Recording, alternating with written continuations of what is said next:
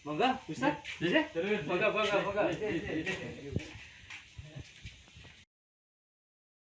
A'udzubillahiminasyaitonirrajim. Bismillahirrahmanirrahim. Assalamualaikum warahmatullahi wabarakatuh. Para YouTubiah yang sangat saya hormati dan tersenani, pada kesempatan yang baik ini, yang sangat cerah ini, yang akan tampil adalah Dr. Andes Aziz Marfai MAG untuk yang ketiga kali ngaten Ustaz nggih. Nggih. Dan terus pundi kabaripun? Alhamdulillah pinaringan saya sehat. Nggih. Ceritanya Ustadz Aziz ini tadi agak manja dikit, yang biasanya rawuh sendiri datang ke rumah antik ini tadi pengen dijemput. Ya akhirnya kita jemput dengan kendaraan tua Toyota Crown 92. Tadi termasuk gerunjang-gerunjang Ustadz nggih? Wah, tenan sakeco. Wah, ngaten. Wah, saya merasa tersanjung ini untuk disanjung-sanjung oleh Ustadz ini. Wah, remen sangat nggih. Ya punyanya kendaraan tua. Tadi kita bawa dari Kemiri, ngaten nggih Ustadz? Kemiri Pak Keramat untuk datang ke sini. Pada kesempatan yang baik ini, Ustadz Aziz akan membeberkan tentang memaknai Idul Fitri dalam kehidupan sehari-hari yang insya Allah akan kita jalani setelah kita berpuasa 30 hari penuh. Ini sudah hari-hari terakhir ngaten Ustadz nggih, untuk dibeberkan dengan masalah-masalah ini. Hal lain Ustadz Aziz ini juga sangat menarik. Hobinya adalah mengajak tentang kebaikan. Kalau ditanya hobinya apa, ini hal yang luar biasa menurut saya, dan moga-moga kita bisa mencontohnya. Hobi yang sangat mulia ini, kalau nggak keliru sejak muda Ustadz nggih, untuk 22 tahun. 22 tahun. Tahun-tahun pinten kira-kira? Ya 92. 92 nggih. Dulu belum ada media sosial Dereng. Sekarang Ustadz akan tampil untuk di medsos, di channel Yuk Ngaji di Rumah Antik. Ngaten para YouTuber semuanya yang sangat saya hormati dan cintai, jangan lupa untuk like, komen, share, subscribe sebanyak-banyaknya supaya channel ini menjadi channel besar, channel alternatif dakwah dengan nuansa etnik Jawa. Dengan kerendahan hati dan segala hormat, kami persilahkan kepada Ustadz Aziz Marfai untuk memulainya. Billahi taufiq wal hidayah. Assalamualaikum warahmatullahi wabarakatuh. Bismillahirrahmanirrahim. Assalamualaikum warahmatullahi wabarakatuh. Bismillah walhamdulillah wassalatu wassalamu ala rasulillah wa ala alihi wa sahbihi wa mawalah wala hawla wala quwwata illa billah, amma ba'du. Para YouTubiah di channel Yuk Ngaji di Rumah Antik yang dimuliakan oleh Allah Subhanahu wa taala. Alhamdulillah, di hari yang ke-28 ini menjelang akhir-akhir bulan Ramadan, Allah masih memberikan kesehatan, kesempatan kepada kita semuanya untuk terus berkhidmat, berbakti, melaksanakan perintah-perintah Allah. Salah satunya masih berpuasa, yang lain senantiasa diperkenankan oleh Allah, masih diberi kesempatan untuk bisa berbuat baik dan menjauhi yang jelek. Mari kita gunakan kesempatan ini, jangan sampai dilewatkan, jangan sampai ditinggalkan, dilewatkan begitu saja. Kita manfaatkan semua kesempatan yang diberikan Allah ini untuk selalu mengajak kebaikan. Yang kedua, salawat dan salam kita sanjungkan untuk junjungan kita Nabi Agung Muhammad sallallahu alaihi wasallam. Beliau adalah teladan kita, beliau adalah uswatun hasanah. Beliaulah yang kita harapkan kelak memberikan syafaatul uzmanya untuk kita di akhirat kelak. Saudara-saudaraku, para YouTubiah di channel Yuk Ngaji di Rumah Antik ini yang dimuliakan oleh Allah Subhanahu wa taala. Alhamdulillah, hari ini kita sudah masuk hari ke-28 dari bulan Ramadan. Sebentar lagi kita akan memasuki Idul Fitri. Mungkin karo hari Kamis, kalau menurut rencana itu hari Kamis, insya Allah akan memasuki Idul Fitri. Ada sedikit yang perlu disampaikan di dalam kesempatan ini bahwa Idul Fitri, makna Idul Fitri. Idul Fitri itu, maka Id itu berasal dari kalimat ada yu'idu idan. Jadi dari bahasa Arab ada itu maknanya kembali. Ada yu'idu idan. Jadi orang yang kembali, al-fitri adalah kepada kesucian. Kenapa mesti begitu? Perlu kami sampaikan saudara-saudaraku para YouTubiah yang dimuliakan oleh Allah Subhanahu wa taala, bahwa Idul Fitri itu tidak bisa berdiri sendiri. Tidak bisa ujuk-ujuk. Bahkan Idul Fitri ini adalah puncak yang akan ditempuh oleh perjalanan seseorang di dalam menapaki Ramadan. Puncaknya adalah di Idul Fitri. Kalau dulu orang seringkali disampaikan para ustadz itu di Ramadan pertama, 10 hari pertama itu orang akan memperoleh rahmati Gusti Allah. Nek wis entuk rahmati Gusti Allah pada 10 hari yang kedua seseorang itu akan memperoleh ampunannya Allah, maghfirahnya Allah. Nek wis entuk rahmat, untuk ampunan, maka orang ini loh baru yang disebut sebagai orang yang dibebaskan Allah dari api neraka. Itu karena ada syarat tadi. Dia memperoleh rahmat, setelah dia memperoleh rahmat, dia akan diampuni. Jadi seseorang tidak akan diampuni Allah kalau dia tidak memperoleh rahmat Gusti Allah. Itu ada tahapan-tahapan. Nah, setelah orang itu memperoleh rahmat, lalu diampuni dosa-dosanya, maka dia memperoleh derajat yang dibebaskan dari api neraka itu.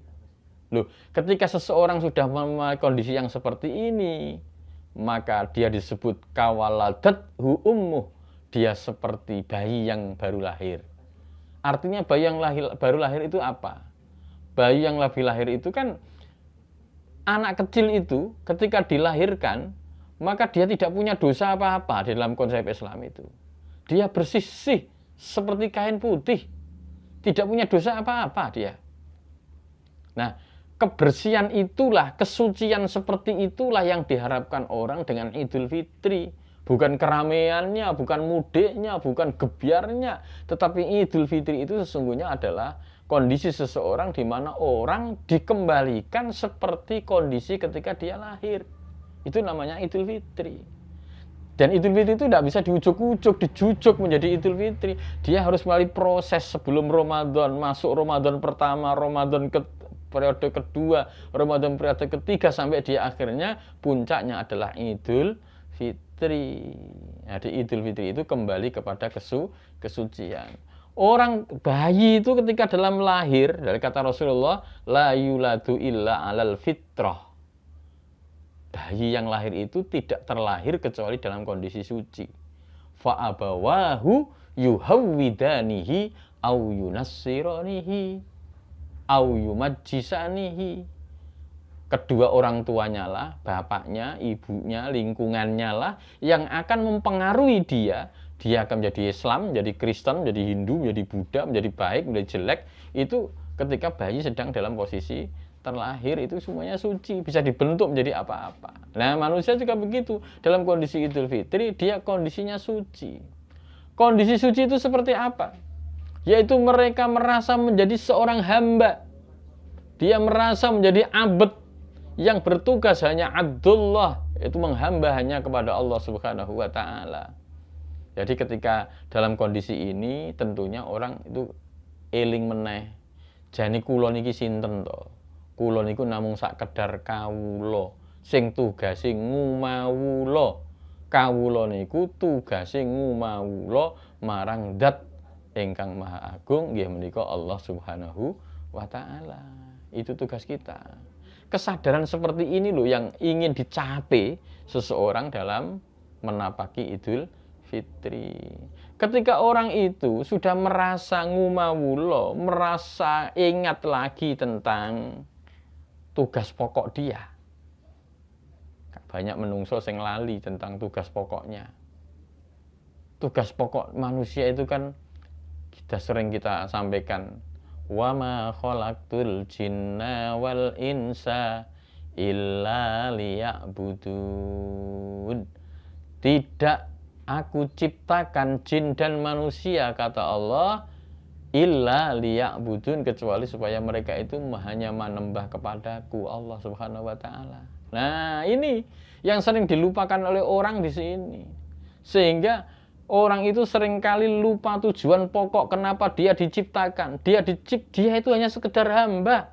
Dia itu sekedar ciptaan. Kita itu tidak beda dengan bumi, tidak beda dengan tanah, tidak beda dengan meja, tidak beda dengan binatang-binatang yang lain.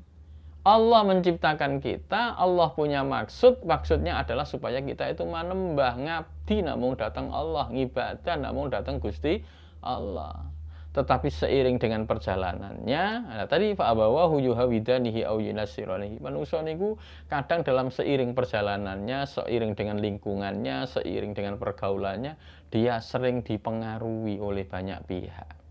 Sehingga pengaruh-pengaruh ini membuat dia lalai dengan tujuan pokoknya. Tujuan pokok kenapa dia diciptakan. Nah, ada hal yang besar yang mempengaruhi dia. Salah satunya adalah yang paling besar pengaruhnya itu setan. Setan itu dijadikan Allah memang untuk mempengaruhi manusia. Dijadikan Allah untuk menggoda manusia, untuk menipu manusia. Maka oleh Allah Subhanahu wa taala manusia itu jane wis diwanti-wanti kalih Gusti Allah. Fattakhidzuhu aduwwa. Jadikanlah setan itu sebagai musuhmu. Tapi sayangnya banyak manusia yang lupa ini. Dia tidak menjadikan setan sebagai manusia, sebagai musuh, tapi justru menjadi teman, menjadi pendukung. Nah, ini menjadi masalah. Nah, makanya Allah kemudian memberikan keutamaan kepada umat Muhammad ini dengan datangnya bulan Ramadan. Masya Allah. Ini satu-satunya kesempatan besar diberikan Allah kepada umat Muhammad, tidak diberikan kepada yang lain, adalah dengan datangnya bulan Ramadan. Kita sudah lalui berhari-hari ini. Kita sudah dilatih oleh Allah Subhanahu wa taala dengan Ramadan ini. Kita dilatih dari banyak hal. Yang sewu, sing ora tau ning masjid dadi ke masjid, sing ora tau ngaji Quran dadi ngaji Quran, sing ora tau melu pengajian tekone pengajian, sing ora tau poso-poso, sing wes mulai begitu. Kita juga dilatih oleh Allah, sing ora tau kulino salat malam menjadi bangun malam, menjadi mau melaksanakan dan lain sebagainya dan lain sebagainya. Sing asalnya abot menjadi ringan. Bahkan sekarang ini kita itu secara otomatis sangger jam 3 bengi sudah bangun, minimal sahur.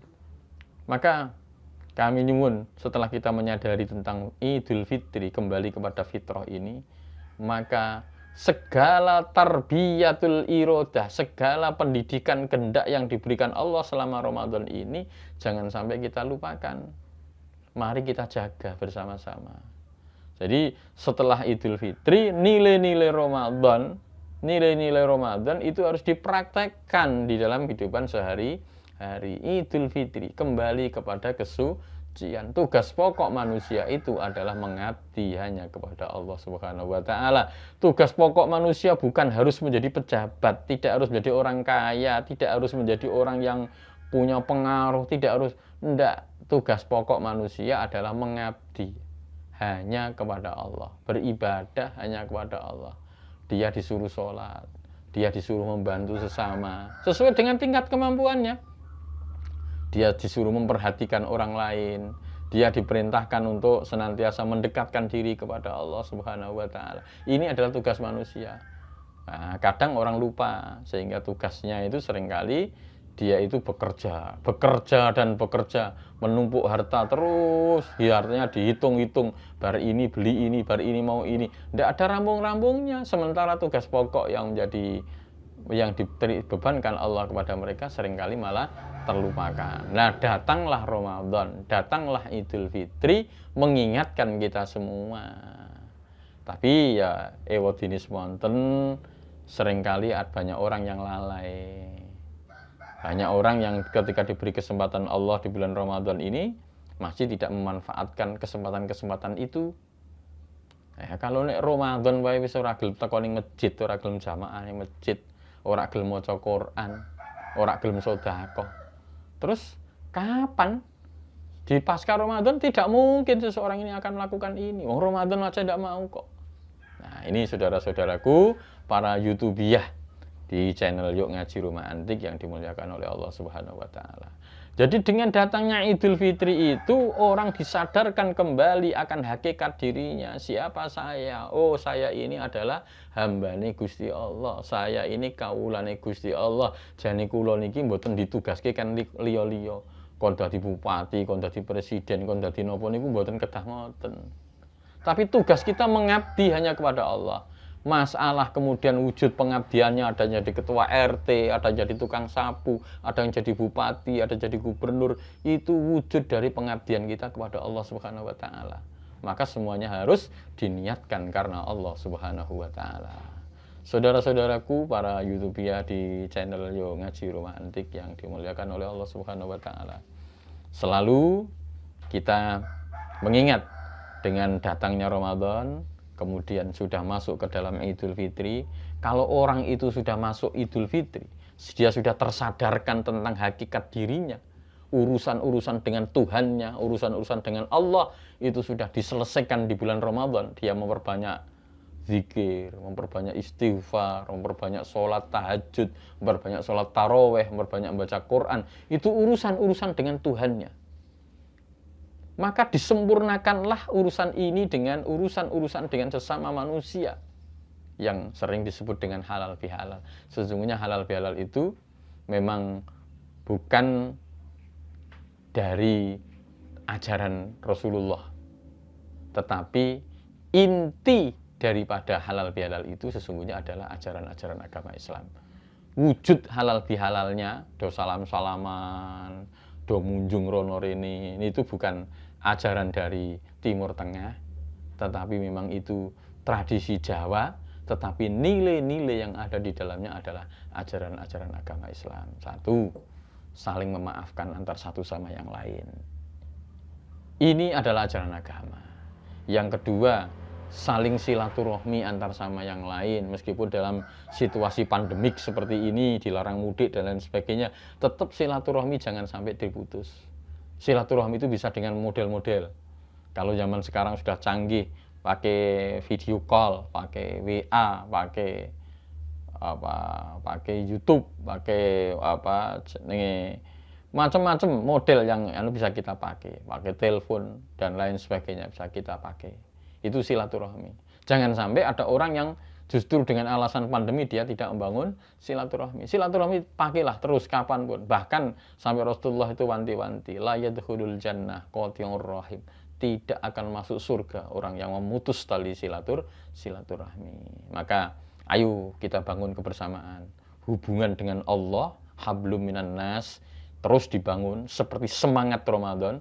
Jangan sampai pasca Ramadan, pasca Idul Fitri ini kemudian hilang semuanya dalam kenangan. Tetapi justru Ramadan menjadi titik tolak untuk berbuat baik karena kita sudah merasa kembali kepada kesucian, kembali kepada kefitrian yang tugas kita hanya mengabdi kepada Allah.